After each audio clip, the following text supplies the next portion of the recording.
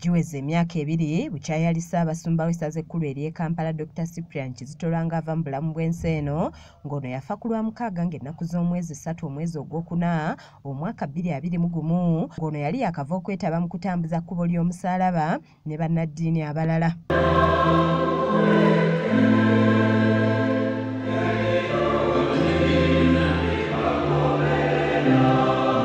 Wategekeddwawo ekitambiro kya mmisa ku ekereziya Lubaga okujjukira nga bwe giweze emyaka 2 bukyava mu bulamu bwa nsi eno nga mmisa eno ekulembeddwamu Ssaabasumba w'essaza ekkulu ery'e Kampala eyamuddira mu bigere kitaffe mu Katonda Paul Ssemwogerere ng'ono ayogedde ku mugenzi Cyprian Kizito Lwanga nti yali afa nnyo okusitula obulamu bw'abantu.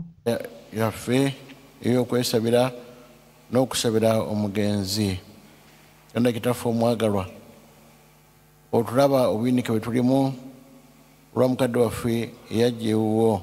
Ssaabasumba Ssemwogerere ategeezezza nti okufa kwa Dr. Cyprian Lwanga kyakuyiga eri abakkiriza bulijjo okuba abeeteefuteefu era ng'abakubirizza okweyambisa wiiki eno entukuvu okwebuulirira.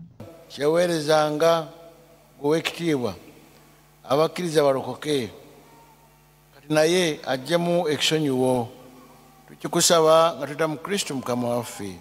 Amiina. Oluvannyuma abakkiriza baganzisa ebimuli ku ntaana y'omugenzi ng'akabonero ak'okumukungubagira. Kiza Peter yakusakidde eggulu lino ku lwa KSTV agaleero.